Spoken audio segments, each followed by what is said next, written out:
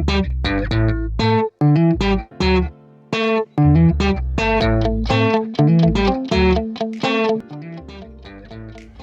My dear ones. Menopause एक ऐसा word जिससे बहुत सारी महिलाएं डरती हैं। मेनोपॉज से डरने की कोई ज़रूरत नहीं है। जैसे प्यूबर्टी के टाइम पर पीरियड्स का स्टार्ट होना एक नॉर्मल सी चीज़ है, वैसे ही मेनोपॉज के टाइम पर पीरियड्स का बंद हो जाना भी एक बहुत ही नेचुरल प्रोसेस है। तो हमें ये देखना है कि मेनोपॉज का जो ये पूरा दौर है ये एकदम से स्मूथ रहे और कोई भी तकलीफ़ से ना गुज़रना पड़े। तो उसके लिए हमें क्या करना चाहिए? पेरी मेनोपॉज के टाइम पर बहुत सारी महिलाएं अनवांटेड फैट गेन से परेशान हो जाती हैं, और ये वाला जो फैट होता है वो ज़्यादातर पेट वाले एरिया में आता है, और कोई भी चेंज नहीं करने पर भी ये चीज़ें प्रॉब्लम देती है। जैसे मान लीजिए कि आपका जो डाइटरी एक प्रोटोकॉल चल रहा है, जो आप एक्सरसाइज कर रही हैं, सब कुछ सेम है, लेकिन बॉडी चेंज हो रही है। तो ऐसा क्यों होता है? सबसे पहले हम डिस्कस करेंगे कि ऐसा क्यों होता है, और उसके बाद हम ये डिस्कस करेंगे कि ऐसा ना हो, इसको प्रिवेंट करने के लिए या इसकी एग्जैजुरेशन को, इसको एम्प्लीफिकेशन को रोकने के लिए हम क्या मेजर्स कर सकते हैं। तो मेनोपॉज का जो फर्स्ट रीज़न है वो है एस्ट्रोजन की डेफिशिएंसी। होता क्या है कि हमारी ओवरीज जो हैं कुछ बहुत ही इम्पॉर्टेंट हार्मोन सिक्रीट करती हैं, जैसे कि एस्ट्रोजन, प्रोजेस्टेरोन और टेस्टोस्टेरोन। पेरी मेनोपॉज का जो फेज़ होता है वो ऑन एन एवरेज 7 इयर्स तक चलता है। तो मान लीजिए कि आपके मेनोपॉज होने से 7 साल पहले तक आपको कुछ माइन्यूट से सिम्टम्स दिखाई दे सकते हैं। ओवरीज का जो ये फंक्शन है टू रिलीज़ हार्मोन्स, ओवरीज का ये पूरा जो फंक्शन शट डाउन होने से पहले पेरी मेनोपॉज का फेज़ आता है। फीमेल बॉडी जो है it craves for estrogen. Estrogen जो है वो कार्डियो प्रोटेक्टिव हार्मोन है, हमारी स्किन को सपल रखती है, हमारे बालों को अच्छा रखती है, हमारे बोन्स को हेल्दी रखती है। तो होता क्या है कि जब लेडीज़ अपने मिड 40s तक पहुंचती हैं, तब आपका ये जो एस्ट्रोजन है वो धीरे धीरे डिक्लाइन करने लगता है। अ फीमेल बॉडी जो कि एस्ट्रोजन के लिए क्रेव कर रही है, तो वो फैट एक्यूमुलेट करने लगती है। तो फैट एक्यूमुलेशन का रीज़न क्या है? फैट जो है वो एक वीक टाइप का एस्ट्रोजन जो है वो बॉडी को डिलीवर करता है। जैसे मान लीजिए कि जितने भी फैट सेल्स हैं वो क्यों इकट्ठे होते हैं? क्योंकि जब बॉडी ये डिटेक्ट करती है कि एस्ट्रोजन लेवल्स जो हैं वो डिक्लाइन कर रहे हैं, तो फैट सेल्स बढ़ने लगते हैं। फैट सेल्स जो हैं वो 20% ऑफ ओवरीज का एक एस्ट्रोजन जो है वो बॉडी को सप्लाई करने की कोशिश करती है, लेकिन ये वीक टाइप ऑफ एस्ट्रोजन होता है, तो ये आपके सिम्टम्स को कर्ब नहीं कर पाता है। तो जो ये फैट एक्यूमुलेट होता है ये ज़्यादातर इस बेली एरिया में होता है। तो बेली एरिया में ये जो फैट एक्यूमुलेट होता है, इससे भी ज़्यादा खतरनाक वो वाला फैट है जो आपके इंटरनल ऑर्गन्स में इकट्ठा होता है, जिसे हम विसरल फैट कहते हैं। तो जैसे ही ये विसरल फैट जो है वो आपकी बॉडी में एक्यूमुलेट होता है, तब एक विशियस साइकिल सा स्टार्ट होता है।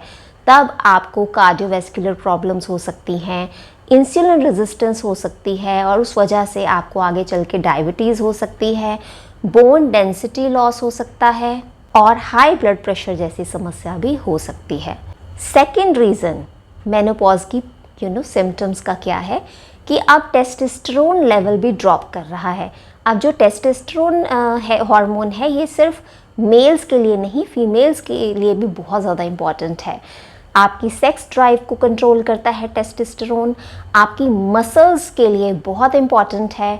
और ज़्यादातर क्या होता है कि जो पेरी मेनोपॉज या फिर मेनोपॉजल विमेन होती हैं, उनका मसल जो है वो बिल्कुल लूज़ हो जाता है, और स्किन जो है वो लटकने लगती है और फैट बढ़ने लगता है। टेस्टोस्टेरोन की कमी से ही आपकी स्किन थिनिंग होती है और स्किन बिल्कुल ड्राई हो जाती है। बोन की डेंसिटी कम हो जाती है और एंजाइटी और डिप्रेशन जैसे सिम्टम्स होते हैं। तो ये आपका सेकेंड रीज़न हो गया कि टेस्टोस्टेरोन की डेफिशिएंसी से ये सारे सिम्टम्स होते हैं। अब थर्ड रीज़न क्या है? एस्ट्रोजन और प्रोजेस्टेरोन की डेफिशिएंसी से वेजोमोटर सिम्टम्स स्टार्ट हो जाते हैं, जैसे कि हॉट फ्लैशेस होना, एकदम से स्वेट्स होना, पसीना आना, रात को सारी रात नींद नहीं आना। अब आप खुद सोचिए कि जो फीमेल सारी रात सो ही नहीं पा रही है तो उसको कितना एंजाइटी और डिप्रेशन होगा, उसका सर्केडियन रिदम बिल्कुल डिस्टर्ब हो जाएगा और वो हर वक्त चिड़चिड़ी रहेगी। और जिस इंसान की नींद पूरी नहीं होती तो उसका फैट एक्यूमुलेशन होता है बॉडी में। तो इन इमोशनल डिस्टर्बेंसेस की वजह से होता क्या है कि जो फीमेल्स होती हैं उनमें बहुत ही एबनॉर्मल टाइप ऑफ क्रेविंग्स होती हैं जो रेजिस्ट करनी बहुत ज़्यादा मुश्किल होती हैं, और वो क्रेविंग्स के चलते बिंज ईटिंग करती हैं, जंक फूड खाती हैं और उसके बाद गिल्टी भी फील करती हैं। तो एक ये विशेष साइकिल है जो चलता रहता है। आपको जिन चीज़ों का ध्यान रखना है एक स्मूथ मेनोपॉज के लिए, अब हम उस चीज़ पर डिस्कस करेंगे।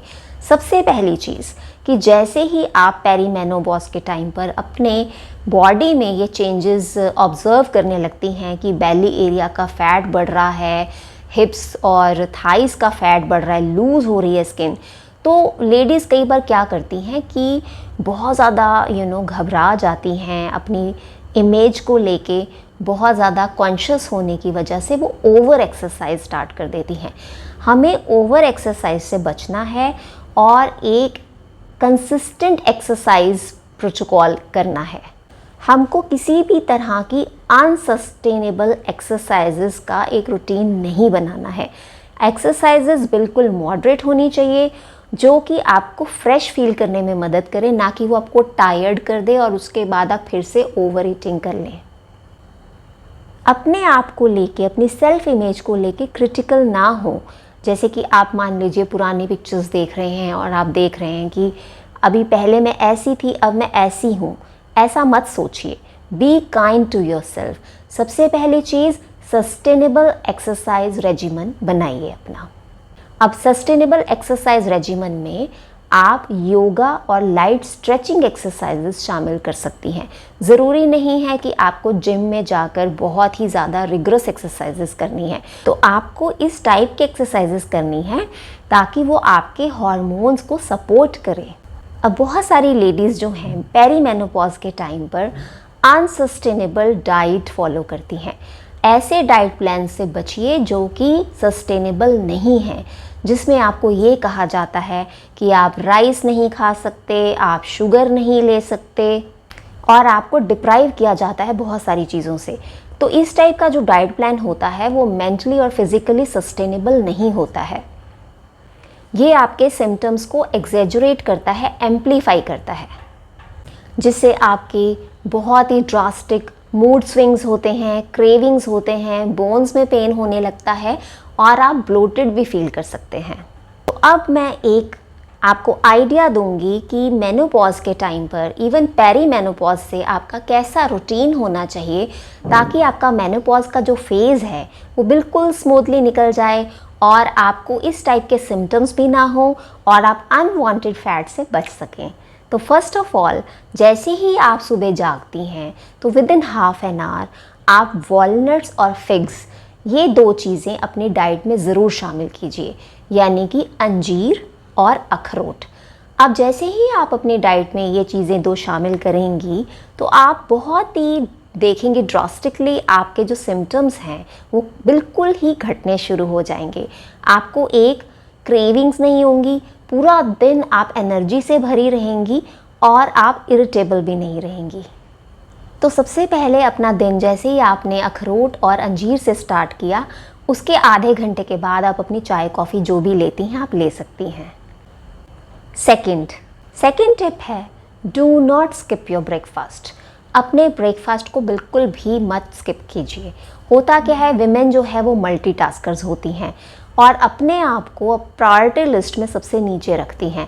सुबह सुबह जैसे ही शुरुआत होती है सुबह की, वो काम में इतनी ज़्यादा बिजी हो जाती हैं कि वो अपने नाश्ते पे ध्यान ही नहीं दे पाती। एक वार्म एंड कंफर्टिंग ब्रेकफास्ट आपको पूरे दिन के लिए सेटिस्फाइड रखता है, आपकी इरिटेबिलिटी को डाउन लाता है, आपकी क्रेविंग्स को कम करता है, आपको फ्यूल करता है पूरे दिन के लिए। तो दिन की शुरुआत आपको जैसे ब्रेकफास्ट बहुत अच्छा करना है, वार्म और कंफर्टिंग होना चाहिए। उसमें आप अपना पोहा, उपमा, इडली, डोसा कुछ भी ले सकती हैं। और मान लीजिए कि आपका स्केड्यूल बहुत ज़्यादा टाइट है तो आप एक बनाना ले सकती हैं, उसके साथ तो कुछ बादाम ले सकती हैं भिगोए हुए, और कोई भी सीजनल फ्रूट ले सकती हैं। इससे क्या होगा, आपको पूरे दिन में गुस्सा भी नहीं आएगा और आप खुश रहेंगी तो आपके आसपास के लोग भी खुश रहेंगे। नंबर 3, लंच में मैं आपको ये सलाह दूंगी कि आप मिलेट्स खाएं। अब हफ्ते में 4 दिन, 3 से 4 दिन आपको मिलेट्स खाने चाहिए। अब होता क्या है कि लोग मिलेट्स की इस टाइप की रेसिपीज़ बना के खा लेते हैं कि मिलेट्स जो हैं वो अपना फ़ायदा देने के बजाय नुकसान कर जाते हैं, आपको ब्लोटिंग करते हैं, इनडाइजेशन करते हैं और एक पूरा बर्डन डाल देते हैं डाइजेस्टिव सिस्टम पे, because millets are very high in fibre also. तो आपको मिलेट्स कैसे यूज़ कर रहे हैं इसके कुछ रूल्स होते हैं, वो ज़रूर पता होने चाहिए। तो कैसे खाना, अभी तक आपको इतना तो पता चल चुका होगा कि जो रागी है वो मॉनसून्स के लिए बहुत ज़्यादा अच्छी है। रागी यानी कि नाचनी, जिसे हम इंग्लिश में फिंगर मिलेट कहते हैं। ज्वार जो है वो समर्स में बहुत अच्छा होता है और बाजरा जो है वो विंटर्स में खाना चाहिए। तो कभी भी मिलेट्स को मिक्स करके ना खाइए। मिलेट का आप जैसे मान लीजिए उपमा या पोहा या फिर चिल्ला बना रहे हैं तो एक ही मिलेट को यूज़ कीजिए और मिलेट्स को हमेशा भिगो के यूज़ कीजिए। मिलेट की बहुत सारी रेसिपीज़ आपको मेरे चैनल पे मिल जाएंगी, आप उन्हें भी देख सकते हैं। तो इस टाइप का जब आप होलसम लंच करते हैं तो ये आपके डाइजेशन के लिए बहुत ज़्यादा अच्छा होता है, माइक्रो न्यूट्रिएंट्स की कमी को पूरा करता है। नंबर 4, आपने देखा होगा कि कभी भी हम सुनते थे क्या ओल्ड जनरेशन में कि वो पेरीमेनोपॉज या मेनोपॉज से गुजर रही हैं। बहुत ही रेयर होता होगा कि कोई भी मेनोपॉज सिम्टम से तंग आके लेडीज़ जो हैं वो गायनोकोलॉजिस्ट के पास जा रही हैं, हार्मोन थेरेपीज़ ले रही हैं, या फिर बहुत ही उनका बुरा हाल है। इस तरह से बहुत ही रेयरली कुछ होता होगा। पहले की लेडीज़ क्या थी, लड्डूज़ पे बहुत ज़्यादा रिलाई करती थी। आपने देखा होगा कि हमारी दादी, नानी, ग्रैंड जो मदर्स हैं या ओल्ड वाइव्स जिसको कहते हैं, तो वो उनके घर में हमेशा बहुत ही न्यूट्रिशियस और हेल्दी लड्डूज़ बने रहते थे। तो पेरीमेनोपॉज और मेनोपॉज के टाइम पे क्या होता है कि बहुत ज़्यादा क्रेविंग्स होती हैं कई बार मीठा खाने की। मीठा खाने के लिए वो कई बार जंक फूड खा लेते हैं और उसके बाद गिल्टी फील करते हैं। तो उससे बेटर ये है कि आप अपने घर में तरह तरह के लड्डूज़ बना के रखिए। मान लीजिए अभी आपका ऐसा फेज़ चल रहा है मेनोपॉज का और आपको पीरियड्स नहीं आ रहे हैं, तो पीरियड्स नहीं आने के टाइम पर आप हालिम यानी वाटरक्रेस, जिसको हम आलिव कहते हैं, आलिव भी कहते हैं, तो आलिव के लड्डू आप कोकोनट के साथ मिक्स करके बना सकते हैं। तो आप 3-4 दिन वो लीजिए लड्डूज़ अपने पीरियड्स के अराउंड। मान लीजिए आपको पीरियड्स आ गए, अब आप ये वाले लड्डू बंद कर दीजिए और अब नारियल के लड्डू स्टार्ट कीजिए। मेनोपॉज के टाइम पर कुछ टाइप के जो ग्रेन्स या फिर सीड्स के जो लड्डूज़ होते हैं वो बहुत ही ईज़ करते हैं मेनोपॉज के सिम्टम्स को, जैसे कि राजगीरा के लड्डू। और ध्यान ये रखिए कि इस टाइप के जितने भी लड्डूज़ हैं इनको आप जैगरी के कॉम्बिनेशन में बनाएं, जैसे कि गुड़ के साथ। राजगीरा के लड्डू आपको आसपास मार्केट से भी मिल जाते हैं, बस ध्यान आपको इस बात का रखना है कि उसको पढ़िए कि कहीं उसमें लिक्विड ग्लूकोज तो नहीं है, क्योंकि बहुत ज़रूरी है गुड़ से बने हुए ये लड्डू। तो आप घर पे भी इसे बना सकते हैं। मेनोपॉज के टाइम पर अगर आपकी ब्लीडिंग बहुत ज़्यादा हो रही है और रुक ही नहीं रही है तो आप नारियल के लड्डू स्टार्ट कीजिए और मखानाज खाने शुरू कीजिए। इस टाइम पर आपके कैल्शियम की पूर्ति होनी बहुत ज़्यादा ज़रूरी है और आयरन जो है that will be taken care of with that regiment जो मैंने शुरू से बताया। अब डिनर कैसे खाना है, चावल खाइए। अब ये मत सोचिएगा कि मैं तो चावल खाने से मोटी हो जाऊंगी, ऐसा ये बिल्कुल मिथ है। चावल जो है वो इजीली डाइजेस्टेबल है, चाहे आप उसकी खिचड़ी बनाकर खा सकती हैं, पुलाव बनाकर खा सकती हैं, या बेस्ट होता है लेंटिल्स और राइस खाएं, यानी दाल चावल। अब दाल चावल जो हैं वो जल्दी पच जाते हैं, और कोई भी डिनर जो है जब जल्दी पच जाता है तो रात को आपको अच्छे से नींद आती है और आप अच्छे से सोते हैं।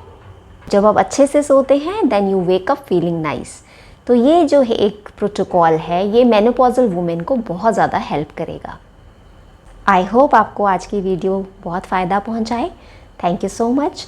अगर आपने मेरे चैनल को सब्सक्राइब नहीं किया है तो प्लीज़ आप सब्सक्राइब कीजिए और बेल आइकॉन भी दबा दीजिएगा, ताकि आपको मेरे आने वाले वीडियोस की नोटिफिकेशन मिल सके।